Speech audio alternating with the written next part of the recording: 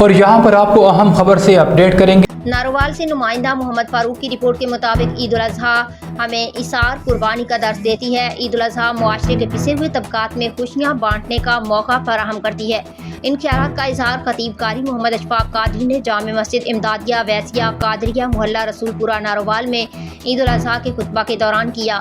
انہوں نے کہا کہ معاشرتی ناہمواری کے خاتمے کے لیے اخوت، امن، محبت، ہم آہنگی کا فروغ ناگزیر ہے۔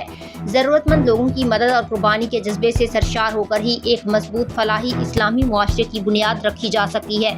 قربانی کا مقصد مسلمانوں میں اللہ کے احکامات پر عمل کر کے رب کریم کی خوشنودگی حاصل کرنا ہے اور خالق کائنات کے حکم پر دین اسلام کی سربلندی کے لیے ہمہ وقت قربانیوں کے لیے تیار رکھنا ہے۔ اس موقع پر جامع مسجد امدادیہ ویسیہ قادریہ کی انتظامیہ کے علاوہ اہل محلہ، بچے، بوڑھے، نوجوان اور بزرگ صحافی محمد فاروق بھی موجود تھے۔ بعد ازاں تمام مسلمانوں اور ملک پاکستان کی سلامتی کے لیے دعا کی گئی۔ نماز کے بعد تمام اہل محلہ ایک دوسرے سے بغل گیر ہوئے اور مبارکباد بھی پیش کی۔